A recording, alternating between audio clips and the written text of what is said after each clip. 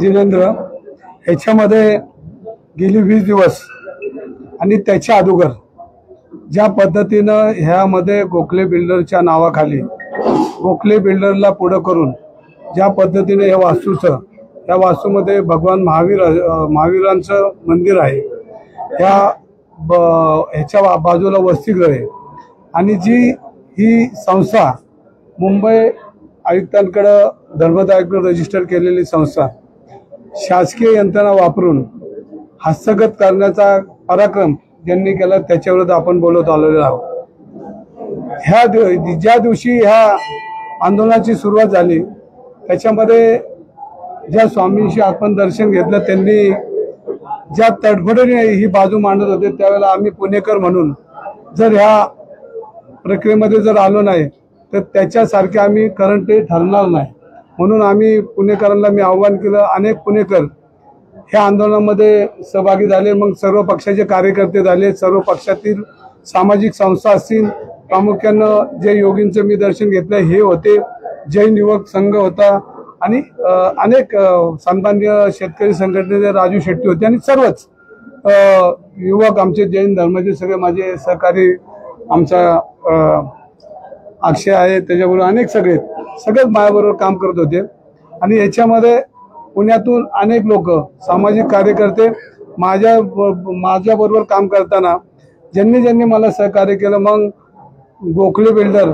आणि त्याचे असलेले संबंध ज्यांचं मी आता नाव घ्यायचं नाही ठरवलं ते कोणाचं ना, कारण माझे नेते एकनाथजी शिंदे कालच मला सांगितलंय की आता तुम्ही 2 दिवस थांबा, 2 दिवसात याच्यामध्ये मी तोडगा काढतो।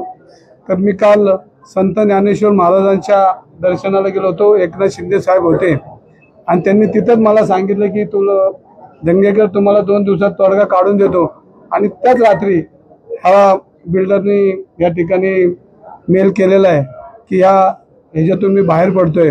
पण माझी त्या बिल्डरला अशी मागणी आहे की आता हे 230 कोटी रुपये तू दिलेले आहेत, आज मी कुठेतरी ऐकलं की हे धर्मदायिकांनी गोठवलेले आहेत, तर हे 230 कोटी तुम्ही पुणेकरांचे ढापलेले आहेत आणि चोरलेले आहेत, हे 230 कोटी या संस्थेला देऊन या संस्थेवर योग्य माणसाची निवड सरकारने करावी आणि हे 230 कोटी रुपये हे परत ह्या संस्थेला देऊन हे भव्य असं विद्यार्थ्यांसाठी, जैन धर्माच्या विद्यार्थ्यांसाठी हे खुलं करावं। आपण बघितलं असेल तर जैन धर्माच्या बरोबर मी बरेच वर्ष काम करतोय। हा समाज हा व्यापारी आहे, हा धार्मिक आहे, अहिंसाच्या विरोधात आहे, हिंसा अहिंसा हे सगळे तत्व या धर्माने आपल्याला उपदेश दिलेले आहेत आणि यामुळे हा धर्म कायम दानशूर म्हणून आपल्याकडं बघितला जातो। आपले उत्सव असतील, मग वारकरी आलेले असतील, गणेश उत्सव असतील, कुठल्याही धार्मिक कामाला यांनी 2 पावलं पुढे त्या सगळ्या समाजाला किंवा सगळ्या धार्मिक हिंदू धर्म संस्कृतीला कायम पुढे पाठिंबा दिलेला आहे। आणि मी पहिल्या दिवशी बोललो की या जैन धर्माचं असलेलं बोर्डिंग याच्या विटेला सुद्धा हात लावून देणार नाही, ही शक्ती मला इथूनच भगवान महावीरांच्या आशीर्वादामुळेच आपल्याला सगळ्यांना मिळेल, कारण संत आणि देव यांच्याशिवाय हा देश चालत नाही ना। आपण त्यांची स्फूर्ती घेऊन जो मी समाजाला शब्द दिला तो आज मला खरा ठरल्यागत वाटतोय। मी माननीय नरेंद्र मोदी साहेबांना पत्र दिले, माननीय अमित शाह साहेबांना पत्र दिले, देवेंद्र फडणवीसांना पत्र दिले, माननीय एकनाथ शिंदे साहेबांची चर्चा केली, उद्धव सामंत साहेबांची चर्चा केली। ह्या सगळ्यांचा मी मनापासून आभारी आहे, कारण एक संस्था वाचवण्यासाठी आपण केलेलं कळत न कळत ह्याच्यामध्ये चित्र काल रात्री त्या मेलच्या रूपाने दिसून आले आणि म्हणून मी नरेंद्र मोदी साहेब असतील, अमित शाह असतील, देवेंद्र फडणवीस असतील आणि प्रामुख्याने माझे नेते एकनाथजी शिंदे यांचे आभार मानेन मी की मी हे आंदोलन करताना मला त्यांनी अडवलं नाही। रोज बातम्या पेरल्या जायच्या की दंगेकरांना पक्षातनं हकलपट्टी करेल आणि त्यांना तंबी दिली, कोण म्हणलं कान पिचक्या दिल्या, तर असं काय त्यांनी मला आदेश दिलेला नव्हता। मी योग्य काम करत होतो। त्यांनी कालही जाहीर केलं की रवींद्र दंगेकर हा लढाऊ कार्यकर्ता आहे आणि हा भारतीय जनता पार्टीच्या कुठल्या नेत्याच्या विरोधात बोलत नाही, पक्षाच्या विरोधात बोलत नाही। मी आजही विकृतीच्या विरोधात बोलतो आणि उद्याही विकृतीच्या विरोधात माझ्या समोर कुणी आलं तरी एक पुणेकर म्हणून माझी भाषा ही पुणेकरांच्या बाजूने असणार आहे आणि माझ्याबरोबर मी सगळ्यांना मनापासून धन्यवाद देईन। सर्व पक्ष, सर्व सामाजिक संघटना आणि प्रामुख्याने एकनाथ शिंदे यांचे मी आभार मानेन की या आंदोलनाला त्यांनी मला कुठं अडवलं नाही, पण एक सल्ला दिला की आपल्यामुळे कुठेही मित्र पक्षांना त्रास होता कामा नये म्हणून मी कुठल्याही पक्षाच्या नेत्यांच्या विरोधात किंवा पक्षाच्या बोललो नाही, पण विकृतीच्या विरोधात मी आजही बोलणार, उद्याही बोलणार आणि हे प्रश्न संपलेले नाहीत. अजून निलेश गायकवाड कसा पळाला तो अजून संपलेला नाहीये, त्याच्यावर मी बोलणार आहे. पण मला आज समाधान आहे आणि कालच मला खऱ्या अर्थाने समाधान झालं की संत ज्ञानेश्वर महाराज यांच्या समाधीपाशीच मला एकनाथ शिंदे साहेब बोलले की तुझा 2 दिवसात तोडगा काढून देतो.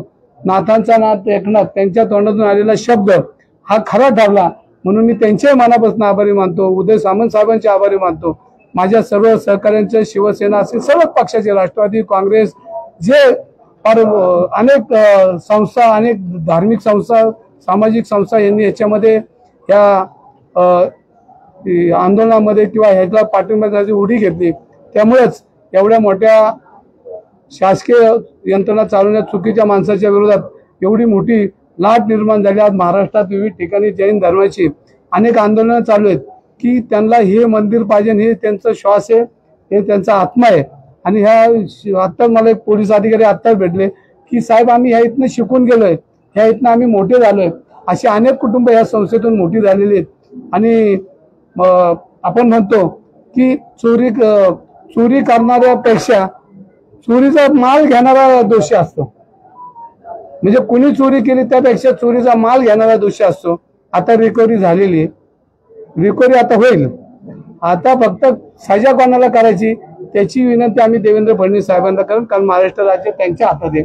जे जे या चोरीमध्ये होते त्यांना काय काय शासन करायचं. दुसरा अंक आता संपन आणि तिसऱ्या अंकात मला तर बोलायचं पण ते आज बोलणार नाही. मला महाराजांनी जो उपदेश दिले, जे सूचना केल्या त्यांचा मी आदर ठेवलाय. नाहीतर रवी धंगेकर हा ठरलेलं आंदोलन कधी बंद करत नाही.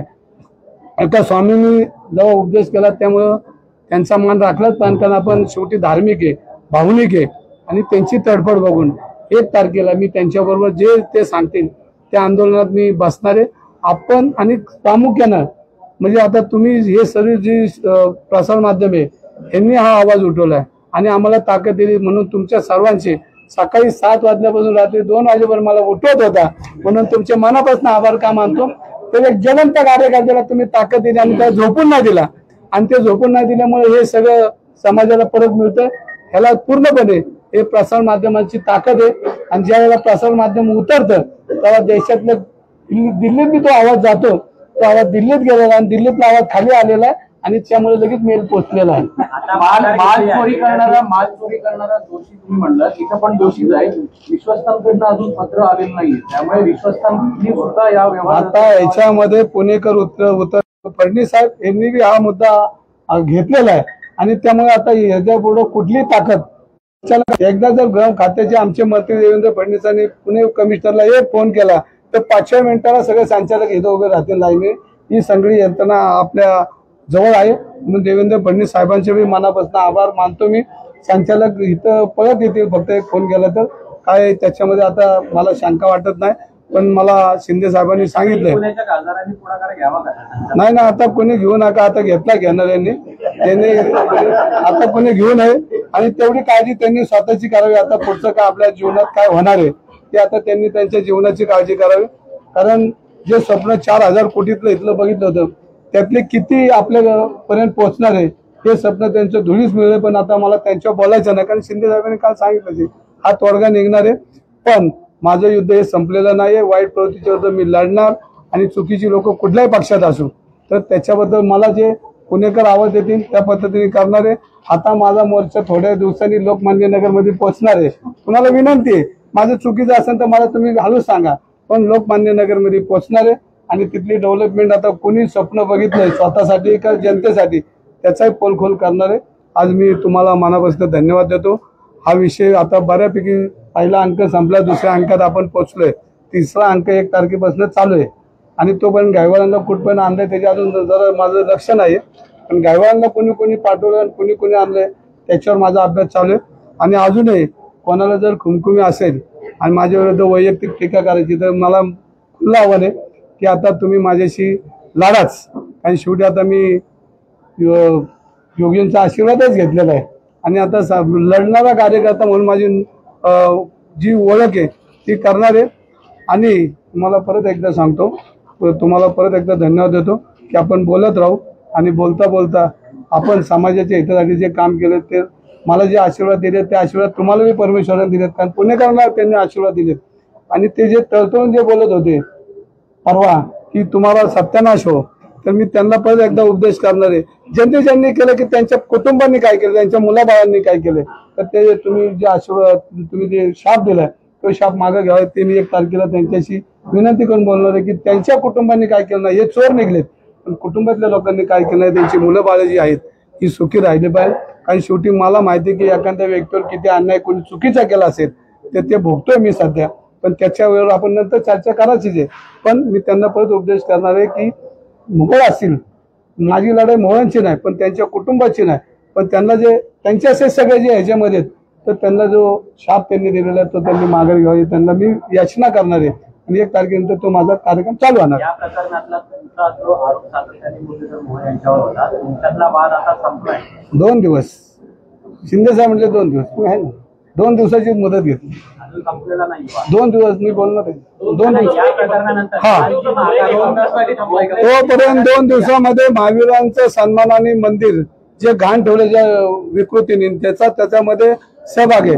त्यांच्यासहित त्यांना 2 दिवसाची मला त्यांनी सांगितलं की 2 दिवस तुम्ही थांबा, मी तोडगा काढतो. आणि त्यांची वाणी खरी ठरली, कारण ते माऊलींच्या समाधीपाशी त्यांनी दिलेला शब्द होता, त्यामुळे त्यांची वाणी खरी ठरली.